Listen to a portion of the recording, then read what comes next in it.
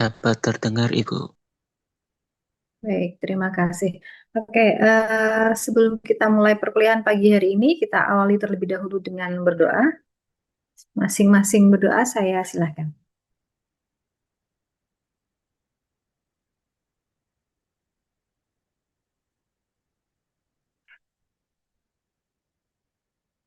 Baik, cukup. Oke, terkait dengan tugas proyek, apakah ada kendala?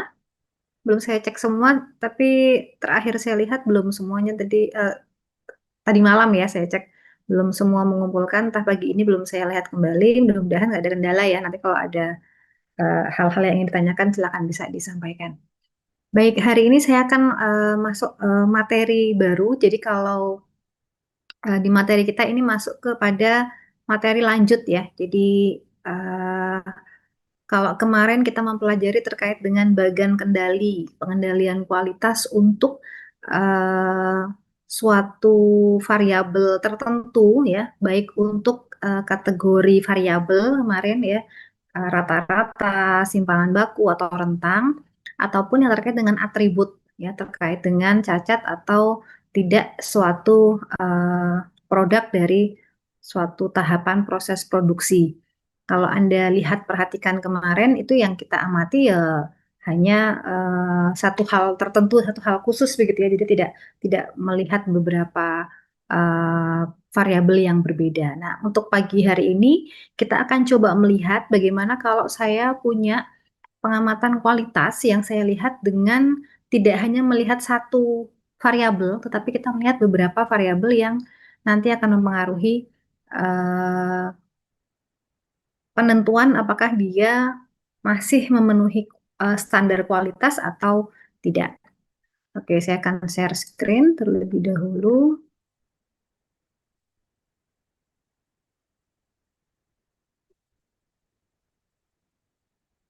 Oke, sudah terlihat? Tidak, Sudah, Bu. saya. Oke. Jadi kita akan coba melihat pengendalian kualitas statistik dengan menggunakan diagram yang sekarang masuk kepada kasus multivariat. Jadi nanti kita akan melihat beberapa kasus di mana yang kita amati nanti tidak hanya satu variabel saja, tetapi ada beberapa variabel yang bisa diamati bersama begitu ya. Kemudian nanti perhitungannya sebenarnya ya karena di sini kasusnya multivariat, maka ada beberapa asumsi, ada beberapa syarat dan perhitungan yang agak berbeda dengan yang kemarin kita pelajari saat di kasus untuk kategori variabel maupun atribut yang hanya menggunakan atau mengamati satu variabel. Oke, di sini kita nanti akan mengenal ada empat ya, empat eh, diagram kendali. Yang pertama di sini kita punya kumulatif sum ya, atau sering disebut ini bacanya ini ya kalau pakai bahasa Indonesia kasum gitu ya. Jadi ke kumulatif sum dari variabel yang akan kita amati. Kemudian ada EWMA atau ini kependekan dari exponential weighted moving average. Jadi kalau kemarin Anda ingat yang materi terakhir kita juga menggunakan rata-rata bergerak begitu ya. Kalau kita hanya punya satu pengamatan, nah di sini nanti juga ada rata-rata bergerak, tetapi nanti dia ada pembobotan dengan menggunakan eh, bobot secara eksponensial ya. Kalau Anda ingat kurva distribusi eksponensial itu nanti acuannya dari situ. Nah, kemudian kalau tadi ada kumulatif sum, sekarang kita juga punya multivariat kumulatif sum. Kemudian di sini yang terakhir kita punya eh, T-square hotlink. Ya, ini nanti adalah beberapa diagram kendali yang bisa kita gunakan untuk pengendalian kualitas. Ada beberapa yang tadi bisa untuk multivariat ya, ada juga beberapa yang memang dia punya kekhususan dan kelebihan dibanding diagram kendali yang kemarin kita sudah pelajari. Baik.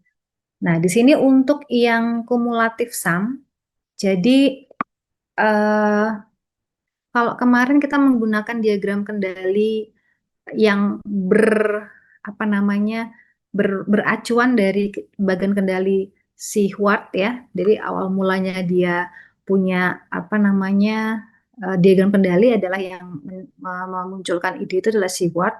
Dia menggunakan batas eh, simpangan baku ya 1, 2, atau 3 sigma. Nah, di situ kadang-kadang ada beberapa pengamatan yang em, kalau hanya ada pergeseran kecil yang terjadi, dia nggak bisa terlihat dengan jelas di diagram kendali yang kita kemarin pelajari. Nah, kelebihan dari diagram kumulatif sum di sini, dia bisa memonitor rata-rata suatu proses untuk melihat adanya penyimpangan, bahkan kecil saja, ya. Jadi kalau ada penyimpangan kecil, apalagi berkelanjutan atau dia terus-menerus begitu ya. Jadi kalau kalau seandainya misalkan penyimpangan kalau pernah melihat ini ya mungkin kalau di tukang jahit begitu ya itu kan harusnya kalau kita menjahit itu kan benangnya lurus begitu ya ternyata kok kemudian ada yang melenceng begitu kalau hanya satu begitu keluar masih bisa di apa namanya diabaikan ya jadi dianggap tidak ada masalah tapi kalau kemudian melencengnya itu lebih dari satu dan kemudian terlihat begitu ada pola yang tidak sama yang tidak lurus itu akan menjadi masalah nah ini yang bisa dilihat dari si kumulatif sum ini. Kemudian cara kerjanya bagaimana dia nanti menghitung jumlah kumulatif dari deviasi setiap titik data. Di titik data yang diamati nanti ada pergeseran atau ada deviasinya berapa terhadap nilai target. Jadi nanti ada nilai target yang harus dipenuhi. Jadi kita mau melihat seandainya saya punya target 10 begitu ya. Kemudian deviasi atau selisih dari nilai realnya itu nanti kita hitung. Nanti dari situ kita bisa plot jumlah kumulatif dari tren perubahan atau pergerakan dari data yang kita amati. Jadi ada data asli pengamatan, itu yang disebut sebagai XI tadi itu. Kemudian dari XI itu kita akan bandingkan dengan suatu nilai target yang kita tentukan. Nah, nanti berapa selisihnya atau berapa deviasinya itu nanti kemudian yang menjadi dasar untuk membuat bagan kendali kumulatif sum. Nah, di sini sebentar, keliru di sini. Ya, dia dikatakan lebih sensitif dalam mendeteksi pergeseran kecil dibandingkan dengan bagan kendali si Watt. Jadi kalau dia nanti ada hal-hal yang bergeser sedikit saja ya, karena tadi dilihatnya deviasi terhadap nilai target, maka biasanya akan langsung kelihatan.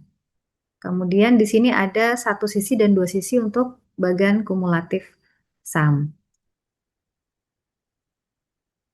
Oke, ini ya. Jadi keunggulannya tadi sudah disampaikan, dia lebih efektif untuk melihat adanya pergeseran rata-rata proses yang kecil.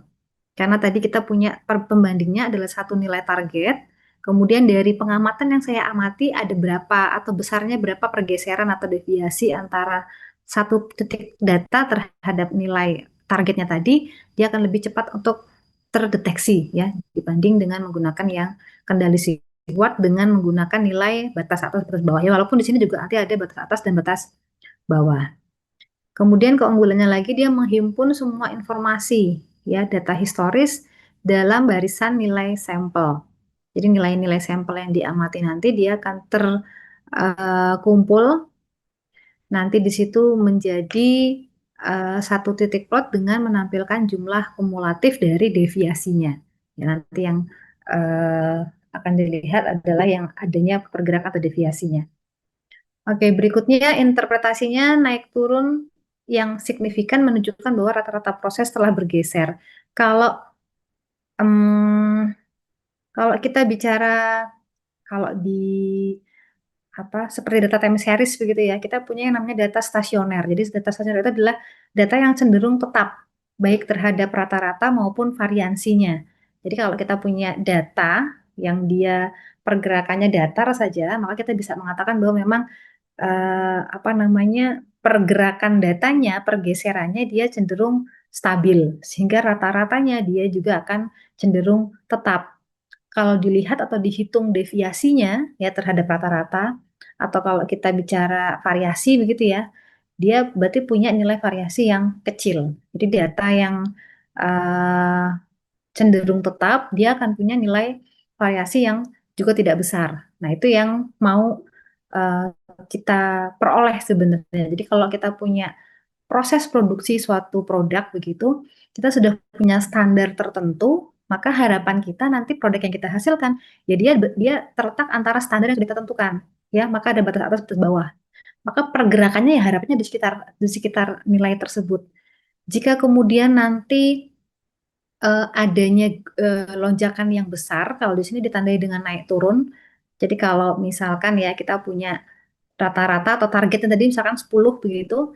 Kemudian nilai yang kita peroleh nanti ada beberapa angka, ada yang 12, ada yang 15, ada yang 25 ya. Kalau yang kita temukan nanti lebih banyak ke arah yang 25, maka artinya kan apa? Itu kalau kita plot datanya dia akan muncul tren naik turun yang sangat terlihat. Nah, ini yang dihindari ya. Ini yang mau kita coba untuk atasi. Jadi maunya itu yang interpretasi kedua ya, jika titik data berfluktuasi secara acak tetapi di sekitar nol ya, maka proses dianggap dalam kendali atau di sekitar rata-rata begitu ya, atau di sekitar target. Jadi ya datanya ya naik turunnya di sekitar itu. Walaupun naik sedikit, turun juga nggak terlalu banyak. Nah, kemudian jika titik berada di luar batas kendali yang telah ditentukan, proses dianggap tidak terkendali dan memerlukan investigasi lebih lanjut. Ini sama ya dengan yang kemarin kita pelajari di kurva R, kemudian X bar S, kemudian kurva P, C, dan U, kecenderungannya ya sama ya. Kalau kita menemukan ternyata ada titik data yang berada di luar kendali, maka perlu adanya tindak lanjut terkait dengan data yang di luar kendali tersebut. Oke, ini untuk yang kurva kumulatif sum. Nah, nanti untuk rumusnya sambil berjalan. Oke, ini saya lewati dulu. Oke, berikutnya ada exponential weighted moving average. Jadi ini sama prinsipnya dengan yang tadi di kumulatif. Ini posisinya dia mau melihat pergeseran dari data. Di sini pergeserannya itu pergeseran terhadap rata-rata ya. Di sini kemudian dia akan memberi bobot pada data yang nanti kita amati.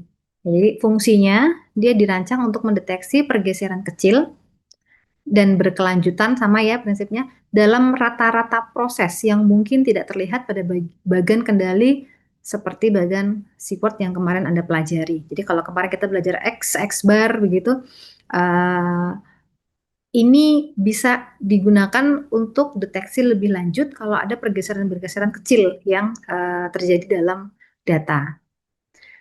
Cara kerjanya yang pertama dia memberikan bobot pada data. Dia akan menghitung rata-rata bergerak dengan memberikan bobot secara eksponensial. Sudah pernah tahu ya, fungsi eksponensial itu kalau jadi eksponensial itu ada positif dan negatif. Dia punya bentuk kurva. Sebentar.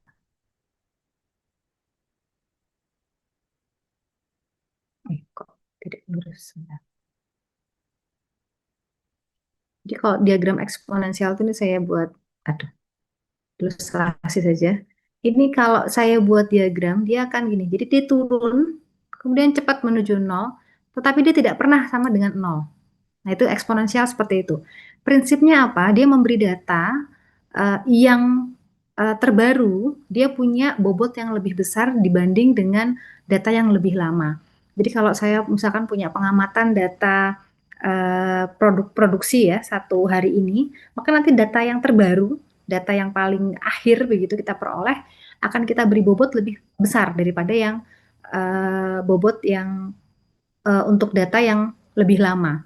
Jadi prinsipnya adalah saya menduga bahwa terjadinya perubahan itu disebabkan oleh data yang terdekat. Jadi kalau misalkan ini prinsipnya seperti kalau Anda pernah belajar exponential smoothing di peramalan, di forecast, itu ada metode exponential smoothing. Jadi kita punya asumsi bahwa data yang paling baru itu yang akan memberikan pengaruh paling besar pada hasil peramalan berikutnya.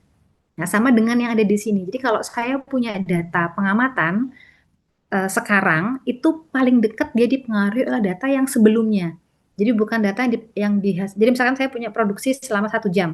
Saya ngamati dia per menitnya begitu ya. Kemudian pada menit ke-30 saya dapat hasil sesuatu, data. Nah, data ke-30 itu saya percaya bahwa dia dipengaruhi lebih besar oleh pengamatan ke-29, bukan pengamatan yang pertama. Ya, jadi prinsipnya eksponensial begitu. Dia memberikan bobot yang lebih besar untuk data yang paling dekat, data yang lebih baru, ya. Sehingga nanti asumsinya yang saya peroleh sekarang itu dipengaruhi oleh data yang kemarin.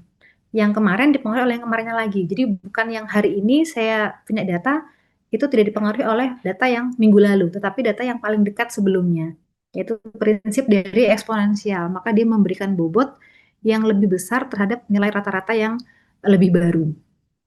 Itu yang pertama. Itu si prinsipnya si EWMA. Yang berikutnya dia menghaluskan fluktuasi. Ya, fluktuasi itu adanya peningkatan kalau kita punya data yang tadi saya sampaikan ya. Ini saya tumpuk-tumpuk ya. Kalau saya punya data dia geraknya begini saja, artinya apa? Dia bergerak di sekitar rata-rata. Fluktuasinya cenderung kecil. Baik rata-rata ataupun variansnya, deviasinya cenderung dia konstan, tetap. Ini data yang ideal. Mau saya, kalau saya memproduksi barang ya seperti ini. Ya, maka kemarin kalau kita pakai acuan batas atas, batas bawah, aman. Yang berbahaya itu kalau saya punya data, tapi kemudian dia punya pola yang cenderung ekstrim naik turunnya. Ya, ini tiba-tiba ini. Nah, kan kalau kemarin kan terus apa namanya kalau kita punya data yang di luar batas kendali, ya ini sudah di luar standar begitu ya. Sehingga ini yang perlu diperhatikan. Ada apa di sini pola ini? Nah, itu si EWMA ini ya bagian kendali EWMA ini dia maunya tadi pemberian bobot tadi itu bertujuan untuk membuat eh, data historisnya ini, data yang kita amati di sini dia lebih smooth, lebih halus. Jadi maunya pakai bobot. Nah, ini yang rumus di bawah ini ya. Ada rumus ZT ini ada rumus pembobotannya. Jadi alfa itu parameter bobotnya, parameter bobot si eksponensial tadi, dia berkisar antara 0,1 sampai dengan 0,3. Ini yang kita gunakan untuk memboboti si data. Jadi ada xt di sini variabelnya. Kemudian saya punya zt-1. Ini data lampaunya, data yang sebelumnya tadi itu. Ya, ini nanti ada lambda ya yang digunakan berapa, kemudian nanti 1 minus lambda itu data yang sebelumnya. Ini nanti pakai rumus ini harapannya apa? Harapannya adalah kita membuat data yang tadinya fluktuatif naik turun ini bisa lebih smooth, lebih datar. Kita hilangkan efek fluktuasi naik turunnya itu. Ya, sehingga kalau misalkan nanti ada uh, gejolak naik atau tren di sini dikatakan ya, tren nanti uh, bisa kita coba hilangkan sehingga nanti efek fluktuasinya itu tidak mempengaruhi data dan nanti dia bisa memperoleh hasil data yang lebih baik. Yaitu jadi prinsipnya sih eksponensial weighted moving average, jadi pembobotan terhadap rata-rata secara eksponensial terhadap data yang kita amati. Oke, sebentar saya hapus saja.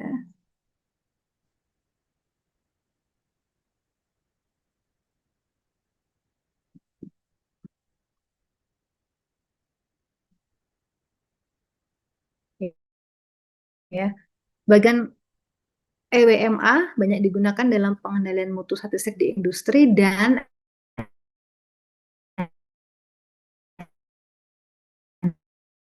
tadi ya diatasi atau didekati dengan eksponensial ya, dengan eksponensial smoothing. Nanti kalau Anda pernah mendengar atau pernah pelajari, jadi smoothing itu menghaluskan data.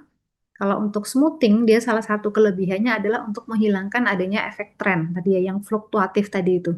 Jadi dengan memboboti data sehingga harapannya data yang kita miliki bisa lebih smooth sehingga nanti kalau kita mau forecast atau mau melihat data berikutnya, kita punya data yang cenderung lebih stabil. Oke, ini keunggulan dari EWMA sama dengan kumulatif sum tadi ya, dia lebih sensitif terhadap pergeseran kecil karena dia menggunakan seluruh data. Kalau kemarin kita kan hanya menghitung per pengamatan, ya pengamatan keberapa, sampel berapa, kemudian berapa kali observasi.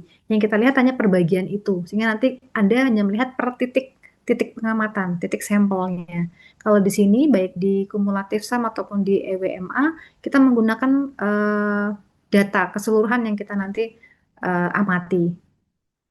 Nah, kemudian untuk EWMA karena tidak ada moving average, maka dia efektif untuk mendeteksi adanya pergeseran nilai rata-ratanya. Nah, tetapi dia juga punya keterbatasan kalau datanya sangat besar.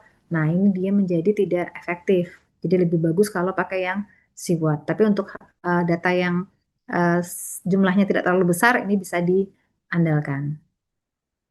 Kemudian keterbatasan yang lain adalah untuk interpretasi lebih lanjut, ya kita juga perlu melihat diagram rentang, diagram kendali rentang. Kalau kemarin ya kita punya range, karena di sini grafik EWMA dia bergantung pada rentang rata-rata. Jadi kalau kita tadi ngamati rata-rata bergerak, itu kan kita nanti bisa punya nilai rata-rata minimal, rata-rata maksimal begitu, sehingga nanti juga perlu bantuan diagram atau grafik rentang.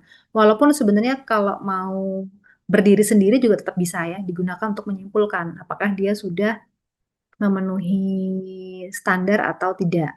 Tetapi kalau mau lebih detail bisa dengan menggunakan tambahan diagram kendali rentang. Itu untuk yang EWMA, bentuk grafiknya nah kira-kira seperti ini ya nanti ya tadi ya yang seperti menyerupai diagram eksponensial. Nah, ini contoh saja nanti bisa sambil melihat kembali. Oke, berikutnya multivariat kumulatif sum. Sama ya dengan kumulatif sum prinsipnya, tetapi kita bisa melihat pergeseran lebih dari satu variabel. Di sini kita bisa melihat beberapa variabel proses sekaligus. Jadi kalau kemarin kita kan hanya bekerja sendiri ya, variabel panjang, variabel apa namanya misal ketebalan suatu produk misalkan atau lebar suatu apa papan atau apa yang dihasilkan dari suatu proses produksi. Kalau di multivariat kumulatif sum kita bisa melihat beberapa variabel sekaligus tinggi, panjang, lebar misalkan ya. Nanti bisa kita lihat secara bersamaan di mana variabel yang kita amati di sini adalah variabel yang saling berkorelasi. Jadi mereka saling terkait antara satu dengan yang lain sehingga nanti kemudian bisa kita coba amati dengan menggunakan diagram kendali multivariat yang kumulatif sum.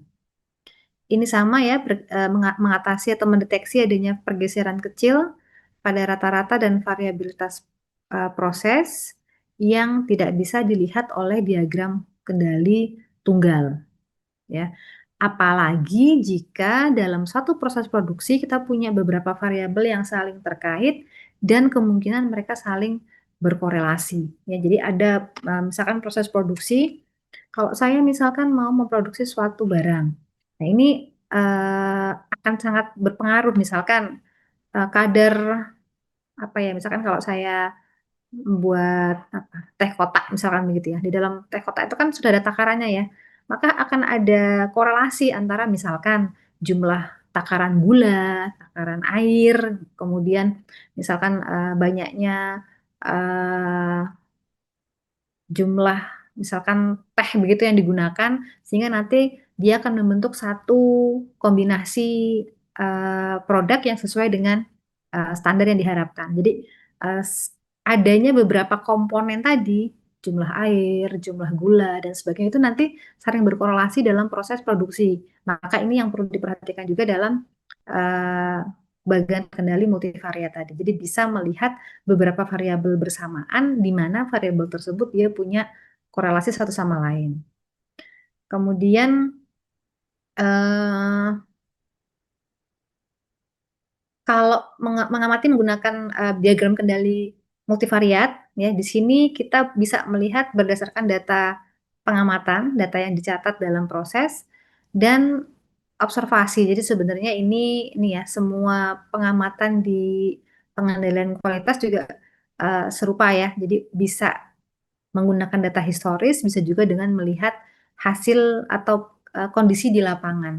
Ini agar apa? Agar kita bisa melihat bahwa prosesnya itu terjadi dalam atau sesuai dengan standar, sesuai dengan eh, tahapan-tahapan yang memang harus dilakukan. Ya, di sini misalkan nanti terjadi ada hal yang tidak sesuai, bisa langsung terdeteksi dan bisa langsung diatasi begitu ya. Nah, kemudian di sini cara kerjanya bagan kendali multivariat kumulatif sum di situ, dia menghitung secara kumulatif deviasi pergeseran sama ya terhadap jadi nilai titik data pengamatan dari target yang ditentukan.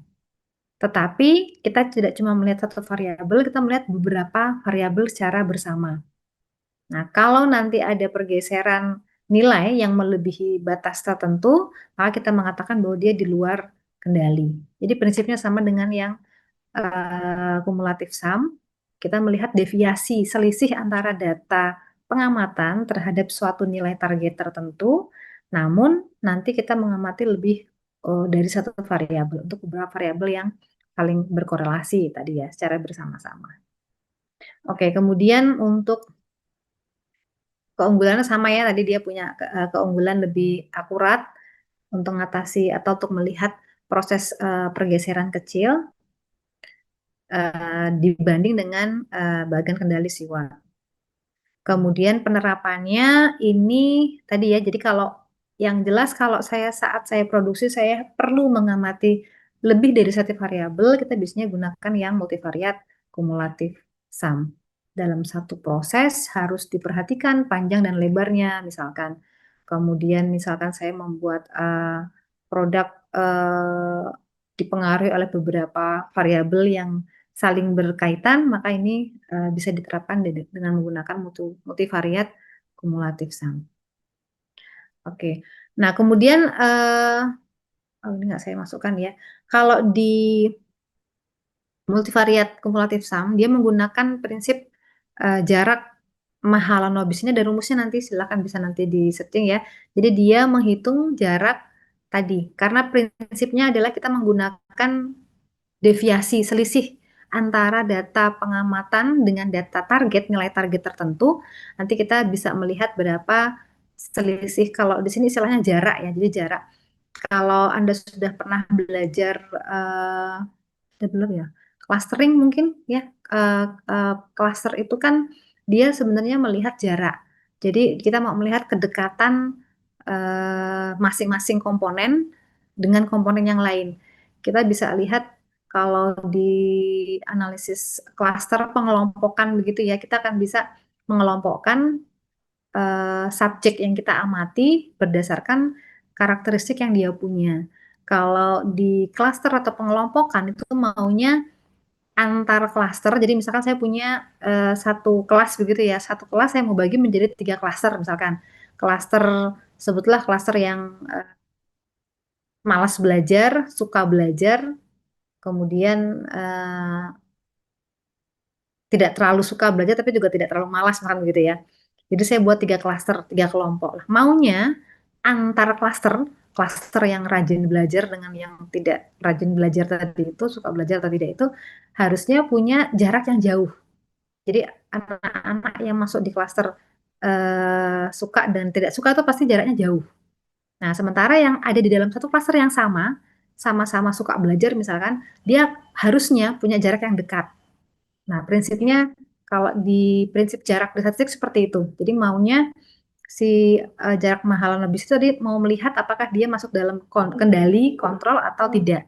Yang menggunakan prinsip jarak Mahalanobis dengan melihat selisih atau deviasi antara data pengamatan dengan data target yang nanti ditentukan. Targetnya itu adalah target dari ini ya, apa namanya, ya standar yang ditentukan. Nanti eh, yang dilihat dari itu yang untuk mengetahui deviasi dari datanya. Oke, sampai dengan ini kita punya multivariat kumulatif sum. Yang terakhir kita punya bagan kendali T-square Hotelling. Nah, ini juga berguna untuk proses yang multivariat di mana nanti kita bisa mengamati lebih dari satu variabel atau lebih dari satu karakteristik. Ini nanti kita menggunakan rumus T kuadrat di sini ya. Eh, Dia punya syarat, data yang digunakan harus memenuhi asumsi normalitas multivariat. Nanti rumus statistika seperti ini kira-kira nanti sambil bisa dilihat dengan menggunakan distribusi F. Jadi di sini untuk menggunakan kendali ini, hoteling di sini, kita harus punya asumsi dulu bahwa datanya itu yang kita amati memenuhi normalitas multivariat. Ini kalau menggunakan, jadi kalau Anda punya data, ini sederhananya, kalau kita dulu atau kemarin atau saat ini Anda pelajari, kalau saya punya data saya sebutlah saya punya variabel X begitu ya. X-nya ini mau saya uji apakah dia memenuhi asumsi normalitas. Ini saya punya data 1 sampai dengan N sebutlah begitu. Ini saya mau cek apakah dia memenuhi asumsi normalitas. Maka ini bisa Anda gunakan uji normalitas ya. Normalitas bisa pakai Kolmogorov-Smirnov, bisa pakai uji banyak ya uji-uji yang bisa Anda gunakan untuk uji normalitas. Nah, nanti kalau untuk kasus yang hanya mengamati satu variabel, maka yang Anda uji normalitas ya hanya satu itu saja. Ya, kalau misalkan nanti kemudian Anda punya beberapa variabel, ini karena kita punya asumsi multivariat di sini ya, maka variabelnya pasti kan tidak cuma satu. Saya punya X1, saya punya X2, atau punya X3 mungkin, dan seterusnya. Nah, ini kesemuanya ini harus kita uji dan dia harapannya memenuhi asumsi normalitas multivariat. Jadi kalau di statistik itu uji normalitas multivariat bisa dilakukan dengan beberapa cara. Cara yang pertama adalah seperti tadi, Anda uji masing-masing. Anda uji secara individu untuk normalitas X1, X2, X3 misalkan begitu ya. Kalau X1 normal, X2 normal, X3 normal, maka kita bisa mengasumsikan mereka normal multivariat. Jadi normal bersama. Atau Anda bisa ngecek bersama. Jadi X1, X2, dan X3 saya jadikan satu, kemudian saya cek normalitasnya.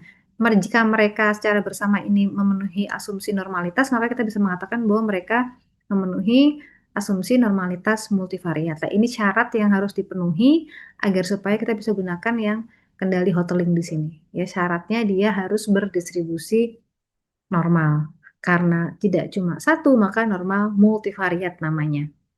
Ini nanti kalau Anda belajar di analisis statistika terapan yang multivariat juga sama asumsinya.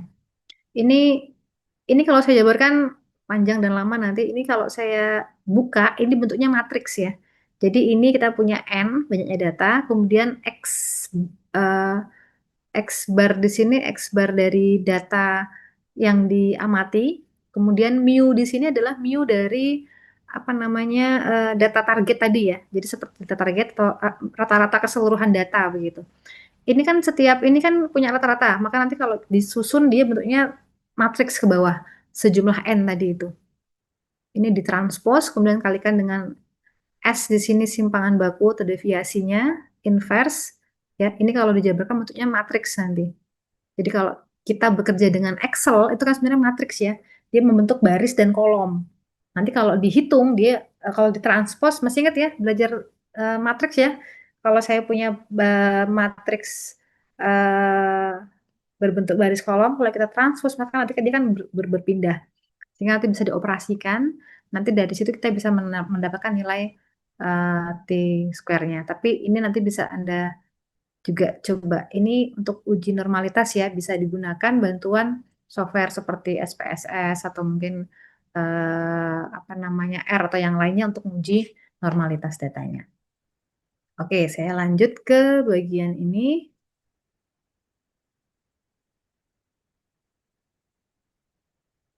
Oke ya, jadi kalau di hoteling ini kelebihannya dia tadi ya memantau lebih atau dua atau lebih variabel atau karakteristik kualitas yang diamati.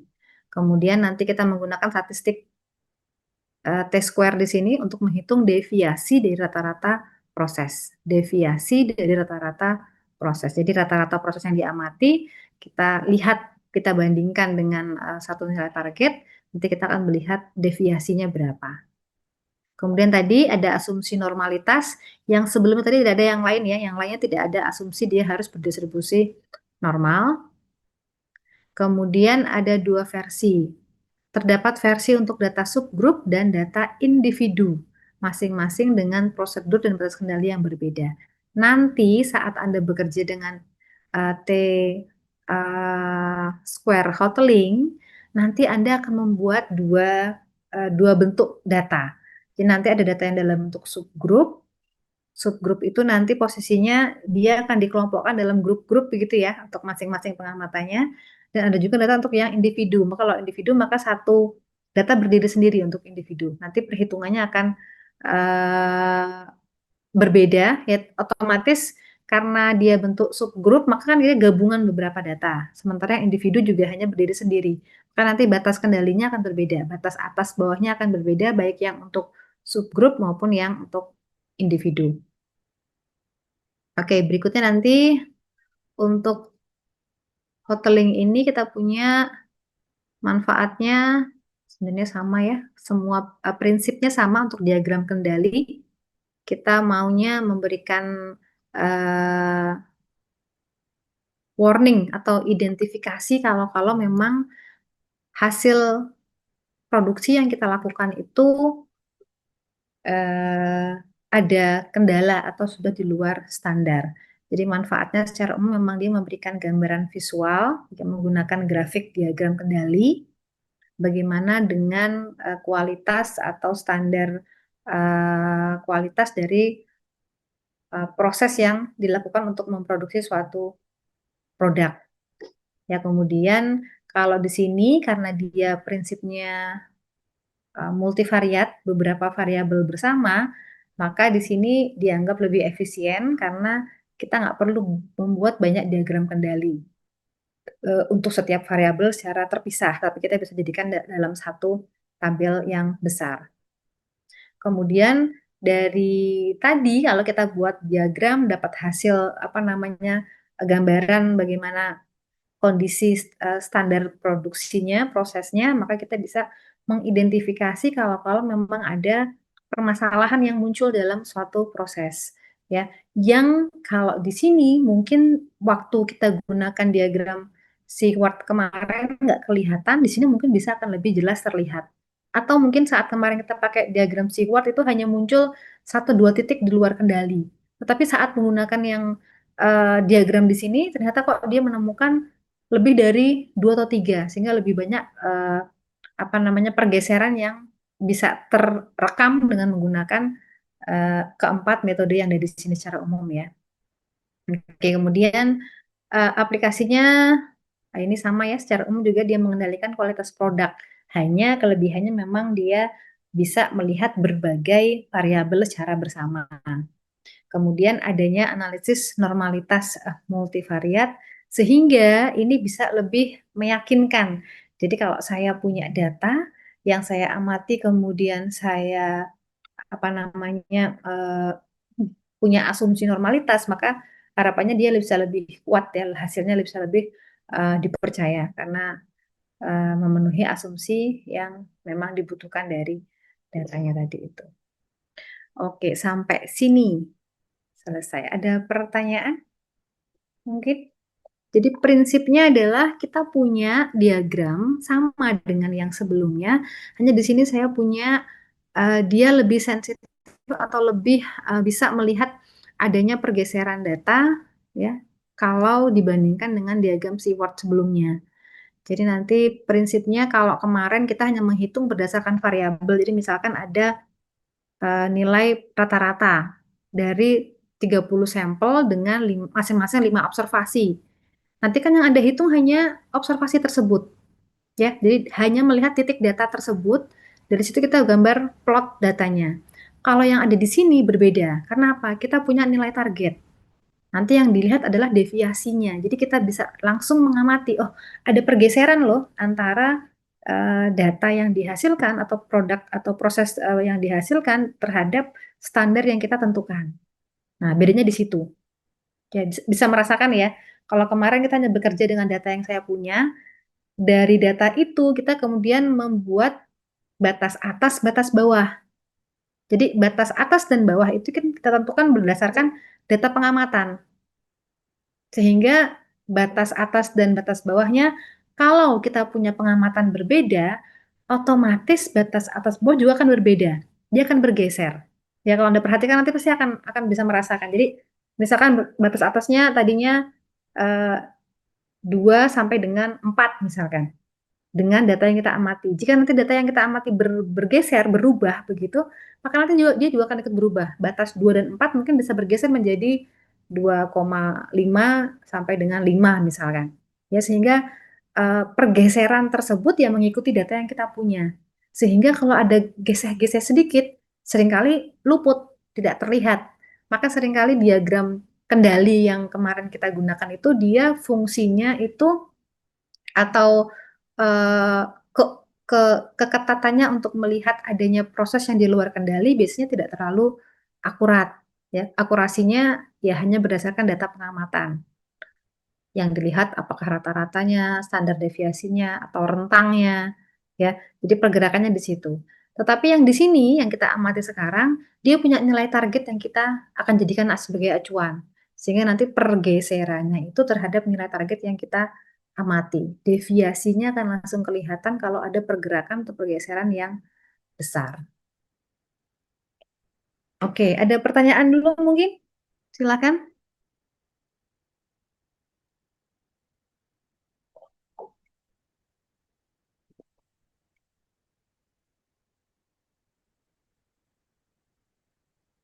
Belum?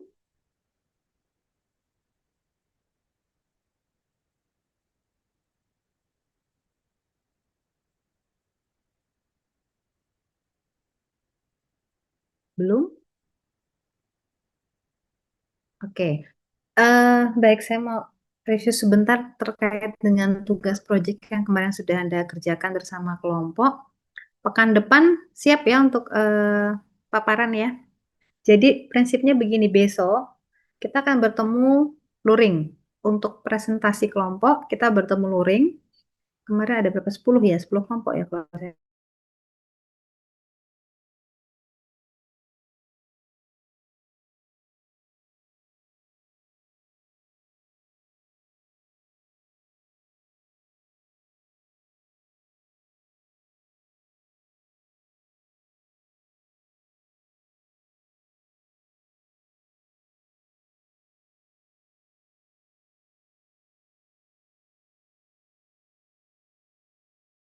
Namanya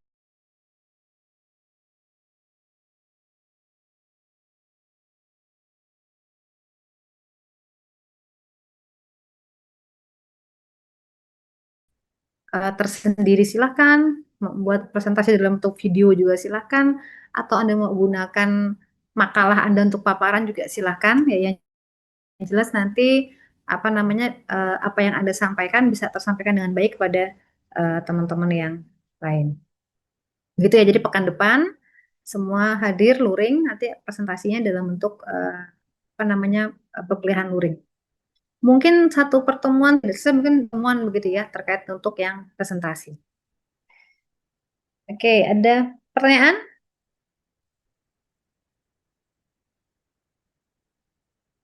Oke, kalau belum, saya mau tanya pada Anda. Anda mau ujian akhir tertulis atau ujian akhir tidak tertulis?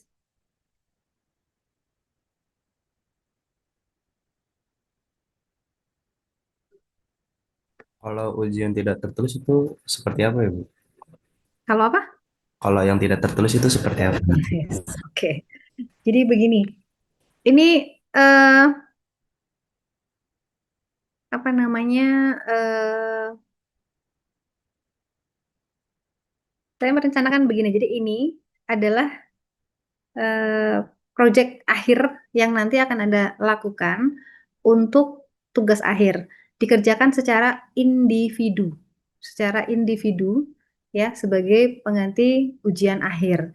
Bentuknya apa? Seperti ini. Anda membuat suatu tulisan, membuat makalah ya terkait dengan kasus pengendalian kualitas menggunakan yang kasus 4 tadi yang kita eh, bahas baru saja.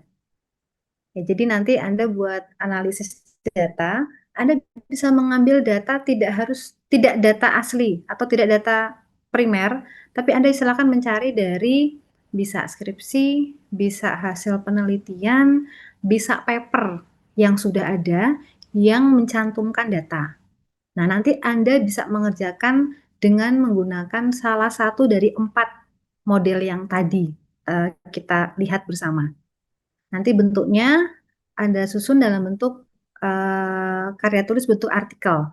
Jadi nanti ada judulnya, kemudian ada abstrak, pendahuluan sederhana, kemudian ini ada teori. Jadi kalau tadi saya baru nyampaikan teori singkat saja, di sini nanti Anda bisa mencari, ini nggak sulit ya, banyak sekali nanti teori. Ini contoh ya, nanti akan saya share untuk Anda. Ini kebetulan artikelnya komplit, tapi tidak perlu sedetail ini, tidak masalah. Yang penting nanti informasi yang harus ada dimunculkan. Ini tadi yang saya sampaikan ya, ada uji. Karena pakainya T-square hoteling, ya di sini dia menggunakan T-square hoteling, maka di sini ada beberapa asumsi yang dipakai tadi yang normalitas, maka di sini dimasukkan dalam teori landasan tinjauan pustakanya. Ini syaratnya juga ini Anda cari sebanyak sekali. Ini uji dan ini kalau memang tidak diperlukan maka nggak perlu dituliskan. Ini kebetulan karena memang apa namanya eh, ditulis cukup lengkap maka terlihat banyak ya. Tapi kalau bisa dilengkapi juga bagus. Nah, kemudian dari situ ini masih teori ya, bisa cari teorinya. Kemudian ini kasusnya terkait dengan kelapa sawit. Nah, sumber datanya ini data yang digunakan adalah dalam ini tugas akhir mahasiswa dari studi teknik manajemen. Jadi ada mahasiswa program studi teknik manajemen pabrik, ini di USU kebetulan, dapat data terkait dengan ini ya, jadi dia analisis pengendalian kualitas pengolahan minyak sawit dengan metode statistik quality control. Ini kalau Anda bisa menemukan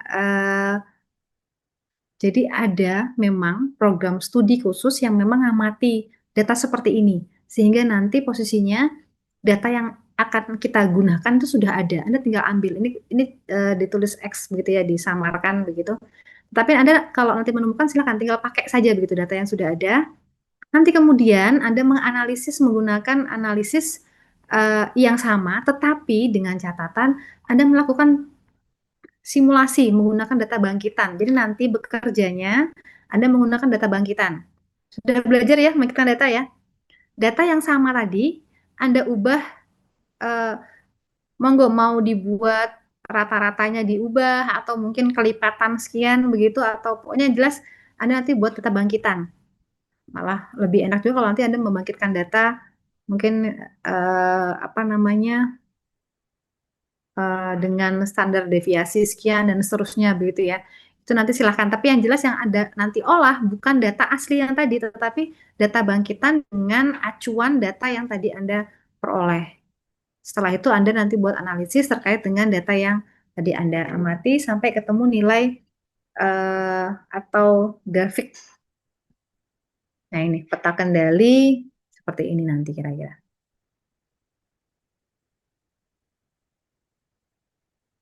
Oke. Itu gambaran seperti itu. Sanggup atau tidak? Kalau Anda mengerjakan ini nanti ini sebagai tugas akhir, nanti dikumpulkan paling lambat tanggal 15 Desember. Bisa ya?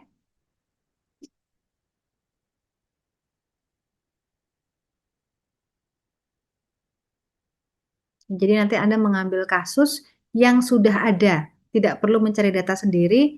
Anda bisa mengambil data yang sudah ada dan kemudian nanti Anda membuat data simulasi berdasarkan acuan data yang tadi Anda peroleh.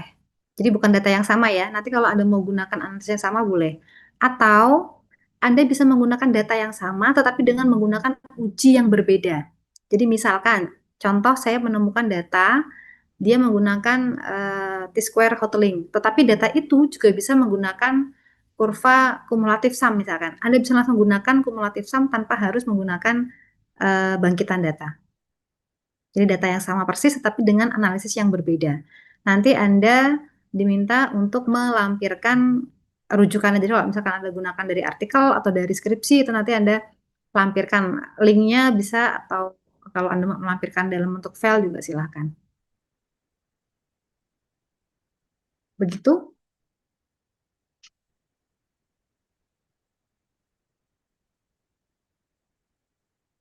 Oke ya, sebagai tugas akhir ya. Atau nanti sambil kita diskusikan lagi di pertemuan pekan depan. Tapi ini nanti gambarannya lebih kurang seperti itu. Kalau eh, akan dijadikan sebagai tugas akhir, maka sebagai tugas individu. Jika Anda ingin untuk tugas akhir tertulis, maka tugas ini tetap akan saya beri tugas, tapi sebagai tugas kelompok.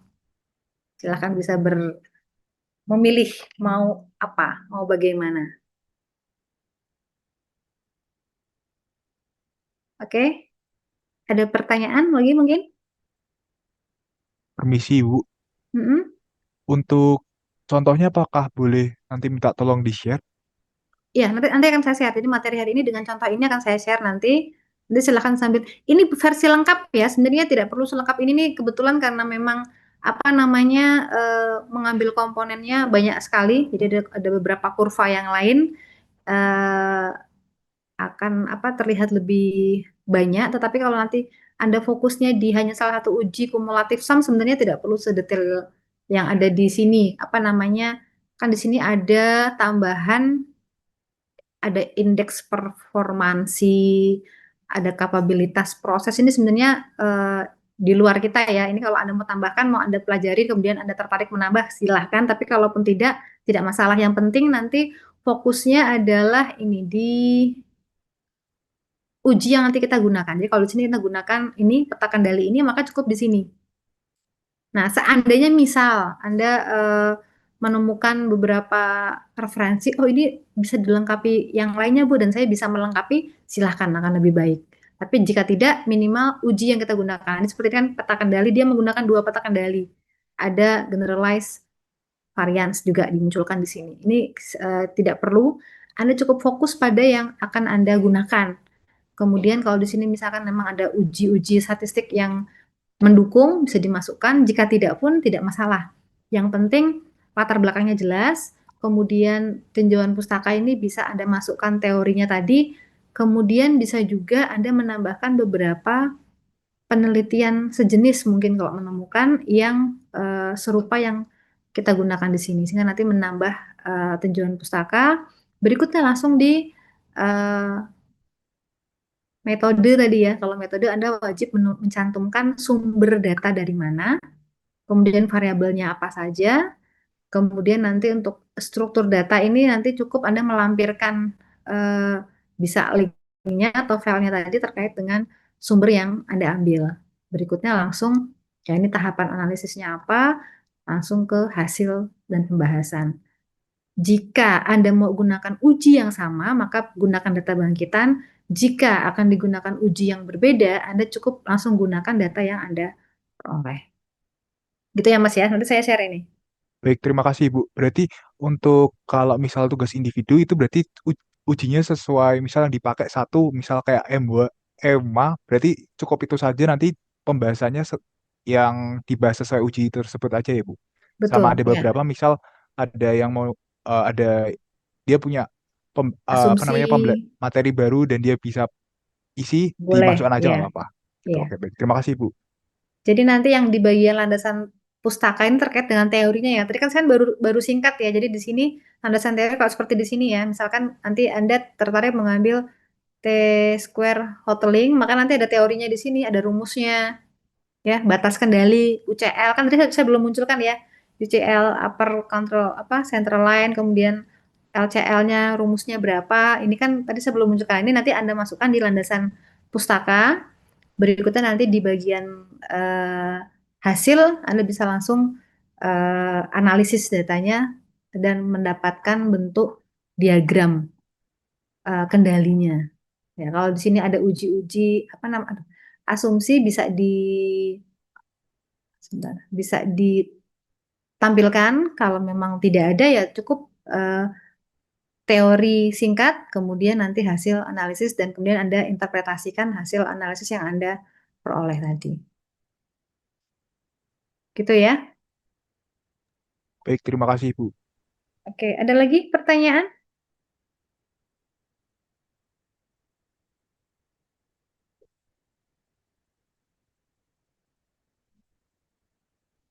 Oke, jadi kalau dilihat dari kemarin waktu kita perkuliahan di awal pertemuan untuk kontrak perkuliahan, jadi perkuliahan ini bobot penilaiannya itu kan terbesar emang di project. Jadi kalau di project itu kan saya punya dua nilai Anda ya, ada nilai makalah dan nilai presentasi besok. Kemudian untuk yang ini tugas atau apa namanya tugas akhir nanti yang pengganti UAS tertulis ini tetap jadi salah satu komponen penilaian. Jadi nanti ada UTS yang kemarin Anda kerjakan, kemudian ada UAS ini, kemudian ada project yang ada dua komponen nilai, plus ada beberapa tugas yang sudah pernah Anda kumpulkan sebelumnya. Jadi nanti menjadi satu kesatuan plus absensi. Ya, absensi juga salah satu nilai komponen partisipasi keaktifan. Gitu ya. Baik Ibu. Oke. Kalau Anda mau mencari di internet juga banyak ya, tutorial juga ada, nanti silahkan sambil dicari. Jadi sebenarnya materi ini materi lanjut, jadi seperti apa ya, pengayaan begitu ya. Tetapi yang digunakan untuk tugas-tugas akhir itu banyak masuk ke kasus yang multivariat memang. Jadi kalau Anda nanti tertarik, misalkan tertarik tugas akhirnya mau ambil pengendalian kualitas, ini beberapa alternatif diagram kendali yang bisa digunakan. Hanya memang tadi ya untuk mencari datanya itu memang perlu mencari mungkin instansi atau tempat-tempat yang memang berfokus pada perhitungan pengendalian kualitas yang mengamati beberapa rangkaian data yang bisa dihitung tadi. Oke, sebentar.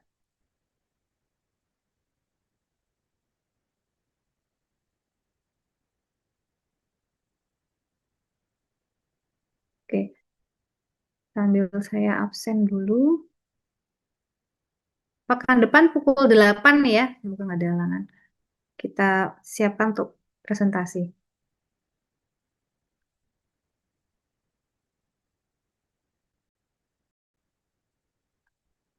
Oh ya, untuk yang akan presentasi juga nanti kalau Anda menggunakan software, ya kemarin kan saya juga minta Anda membuat dengan bantuan software selain Excel. Nah, itu silakan nanti menjadi salah satu bagian yang Anda presentasikan. Jadi bagaimana tahapan Anda menggunakan software tersebut, entah itu Minitab, R atau bentuk yang lain, software yang lain. Jadi kalau Excel itu kan mungkin sudah kita bahas di kelas ya, jadi semua teman juga sudah tahu. Untuk yang pemanfaatan software yang Anda gunakan saat mengerjakan proyek Anda, silahkan menjadi salah satu bagian paparan. Jadi nanti bisa diberi alokasi waktu untuk menunjukkan ya menunjukkannya entah bisa praktek langsung atau Anda buat dalam bentuk tahapan-tahapan di dalam PPT Anda atau dalam laporan juga silahkan, tapi paling tidak diberikan penjelasan terkait dengan penggunaan software yang Anda lakukan. Oke, yang saya panggil mohon merespon. Benigno Utama, Hadir Ibu. Salva Hadir, Putri, Ibu. Muhammad Bintang, Hadir Ibu. Rizka Aulia Putri, Hadir, Ibu. Ayu Lestari, Hadir, Ibu. Aurel Variansyah, Hadir, Bu. Ajeng Firdia,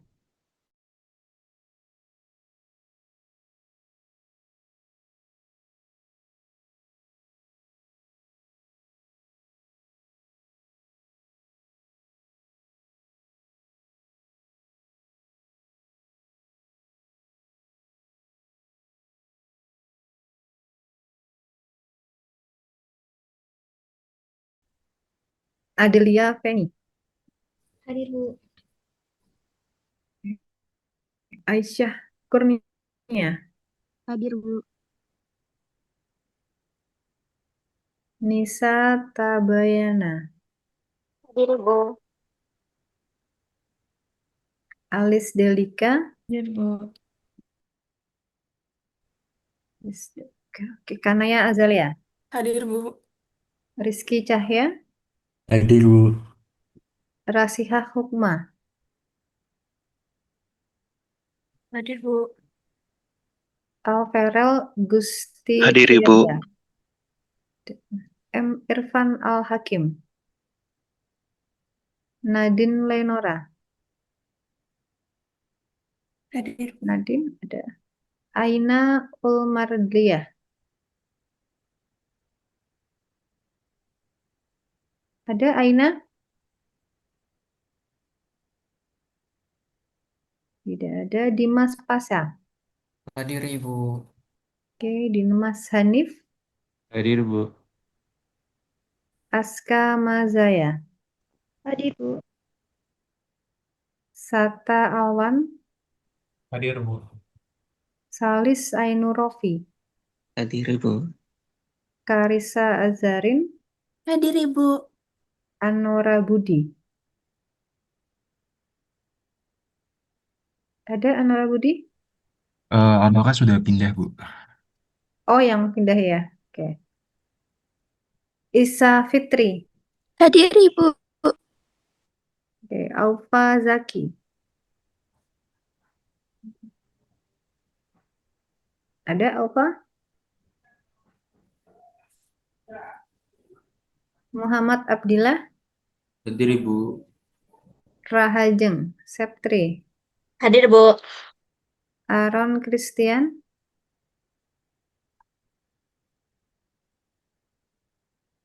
ada Aaron? Aprodiva Delovi, Hadir, Ibu.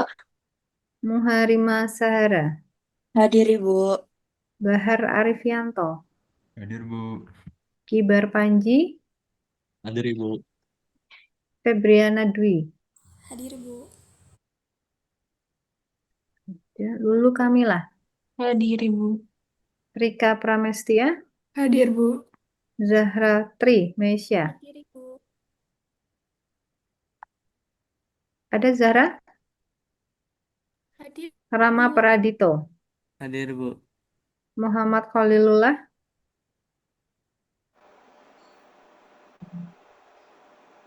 ada Muhammad Khalilullah, Dinda Putri, Hadir, Bu.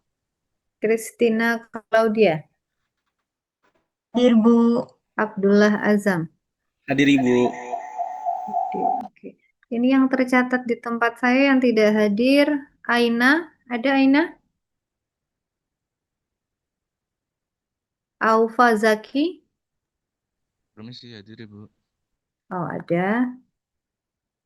Aaron Christian, Hadir, Bu. ada. Zahra Tri Mesya, Hadir, Ibu. Zahra ada? Hadir. Oh hadir, tadi tidak kelihatan. Muhammad Khalilullah, Hadir. oh ada. Berarti hanya Aina, betul? Oke, baik. Mohon maaf, saya harus mengakhiri lebih awal karena ada rapat. Jadi kenapa saya beri daring begini karena memang ada agenda yang numpuk-numpuk. Mohon maaf sekali lagi. Pekan depan dipersiapkan ya untuk presentasi. Setiap kelompok siap. Entah nanti yang giliran maju pertama siapa, yang jelas semuanya dipersiapkan. Kemudian tadi ya, jadi yang terkait dengan tahapan penggunaan software, silakan nanti menjadi salah satu fokus presentasi dari kelompok. Kemudian untuk yang hari ini nanti akan saya share di Elena terkait dengan penugasan dan contoh yang nanti bisa Anda lihat.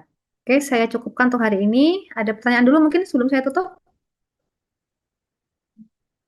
Belum ya? Oke, kita akhiri dengan berdoa. Masing-masing berdoa, saya silakan.